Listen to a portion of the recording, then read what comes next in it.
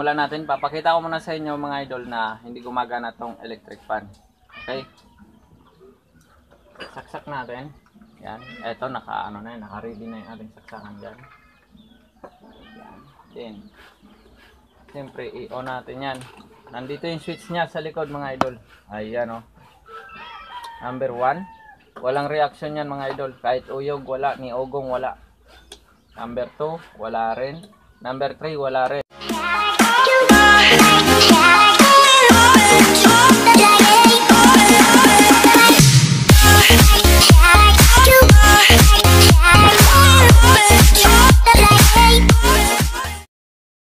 So yan, what's up guys, and welcome back sa ating YouTube channel for today's vlog. Ayan, nakikita nyo itong ating katabi. Okay, ito ay isang electric fan na desk fan. Okay, hindi na po to siya gumagana. So, papaganahin po natin to na walang gastos kahit piso, ng basic lang.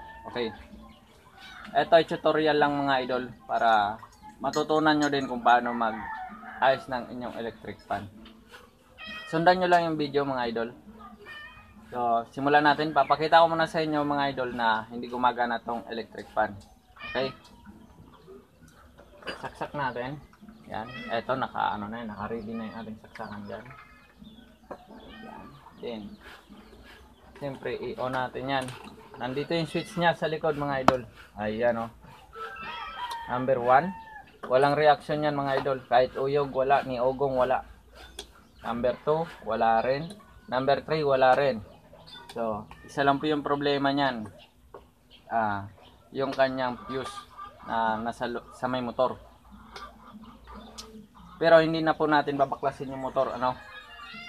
Mayroon tayong ituturo na bypass para mas mabilis natin maayos tong ganitong klaseng sira ng electric fan. So, marami kasing klase ng sira ng electric fan mga idol, no? Pag saksak mo din umuogong, ang problema niyan dalawa lang, capacitor or bushing. Papakita ko rin sa inyo mamaya mga idol yung bushing kung anong klase. So, para lang yan siyang bulitas mga idol na pinapasakan ng axle ng ating motor ng electric fan. Okay? So, tanggalin muna natin yung pagkasaksak. Kung may tester kayo, mas maganda gamitan nyo rin ng tester. Pero pareho lang naman po yan.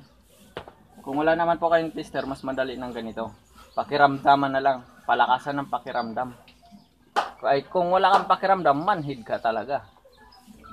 O, yan. So, tanggalin natin tong likod. Totally na baklas na to mga idol. Tanggalin na lang natin tong switch. Baklasin natin ito.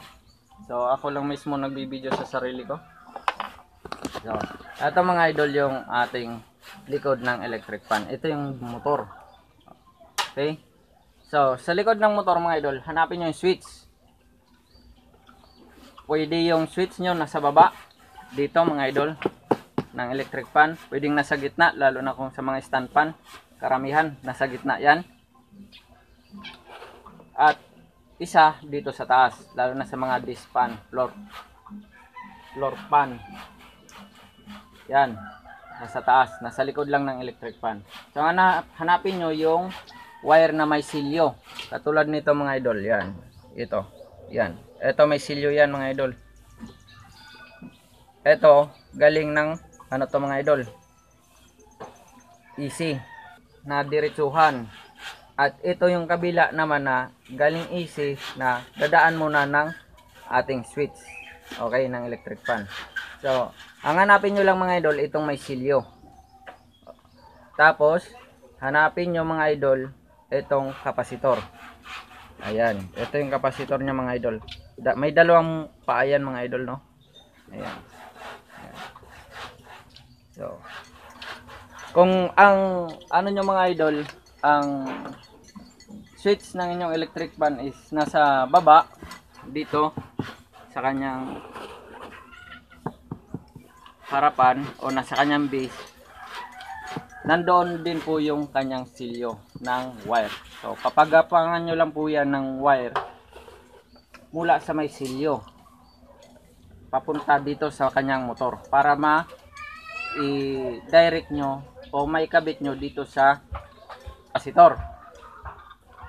Kung ayaw nyo naman po ng ganong klase na pag-aayos, pwede nyo naman po itong baklasin.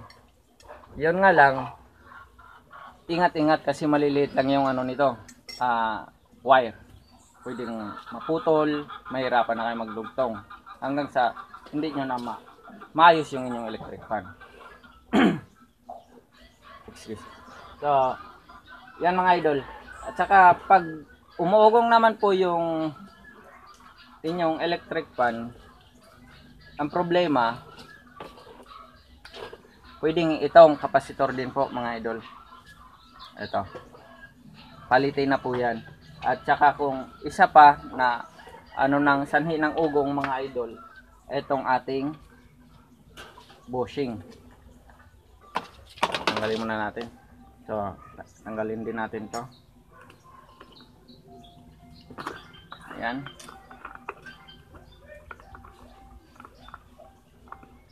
Tanggalin natin yan. Ayan. Tanggal na. So, ito po yung ating axle ng electric fan. So, nasa loob niyan yung bushing. Yung parang bulitas nasa loob. Diyan pinapasak yung ano na to, axle natin. Parang kung sa motor mga idol, pinaka-bearing niya para maganda yung ikot o free wheel ng ating gulong. Ganon din po dito sa electric fan. Kaso lang, iba yung tawag dito sa ating electric fan. Yung tawag sa ating electric fan is bushing. So, yan. Para malaman kung bushing ang problema mga idol, eto, alug-alugin nyo lang mga idol. Pag nag-alug po yan, sigurado 100% sira na yung inyong bushing. May lamat na. Yan. Minsan kasi mga idol, hindi mo yan siya maalog pero matigas na. Nagtigas na yung ating axle ng electric fan. Ayan o, yung sana ng motor. So, hindi po tayo bihasa sa pag-ayos ng electric fan. Ito'y ano lang, experience lang. Kaya sa mga nagdi-DIY dyan sa pag-ayos ng ganitong appliances, sundan nyo ang video na to. So, kahit piso, wala talaga kayong gagastusin dito. So, eto na mga idol. Gawin na natin.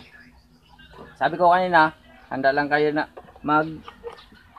kung nasa ilalim yung switch ng inyong electric fan, hanapin nyo lang yung may silyo. Eto. Then, lagyan nyo ng wire. Pagapangin nyo papunta sa taas, sa may motor. Na makita nyo yung kapasitor ng inyong electric fan. Then, i-ano nyo po yan mga idol. Ayan. Ipagdugtong. Okay? Pag napagdugtong yan mga idol, then, ang ikot o yung hangin mga idol lumalabas dito sa likod, ibaliktad nyo po yung wire. Okay? Ikabit nyo doon sa kabilang paa ng ating kapasitor. Para yung hangin magbaliktad na rin papunta doon sa harap. Okay, gawin natin mga idol. Wala nang ano to, wala tayong pang balat, kagatin na lang natin. Tsaka yung ganitong klaseng wire, marupok.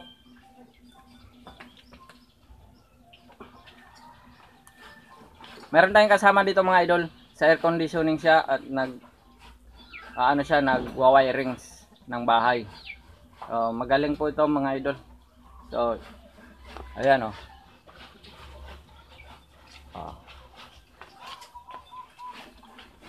Mga taga Puerto Princesa dyan, baka naman gusto nyo magpayos ng aircon, ref, comment down below lang.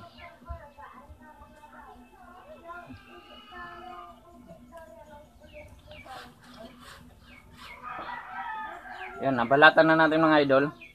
Ayan. Ibalat na yan.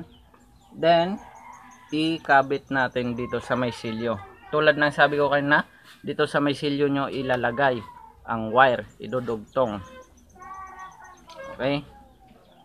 So, mahirap lang kasi mga idol mag video nang ikaw lang mag-isa din. Wala tayong videographer. Wala din tayong pambayad ng manig video. So, ayan mga idol. Naikabit na natin to. Yan. Naikabit na natin. So, mamaya na natin yan electrical tape. Ang problema, wala din tayong electrical tape. Dahil tutorial lang to. Pag sinundan nyo tong klaseng pag-ayos ng electric fan, basta yung electric fan na pag sinaksak mo mga idol, walang reaction. Totally dead. So, yung problema kasi niyan dito mga idol, yung fuse dito. Yan. Dito kung nakikita nyo po mga idol yung balot, nandyan po yan sa loob.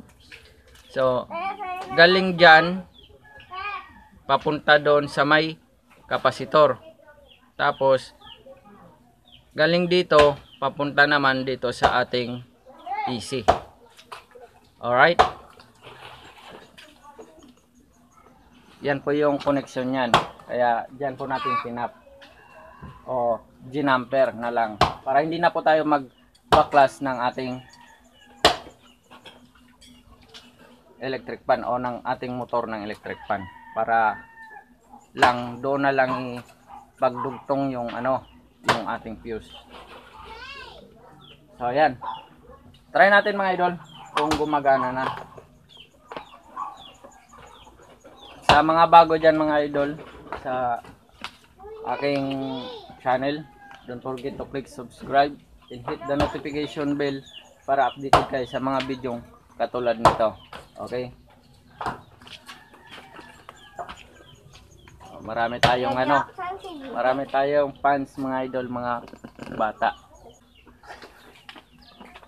Saksak natin mga idol, hindi talaga magpasok. Mahirap kasi hawak ko yung isang kamay ko kasi nasa camera. Saksak ko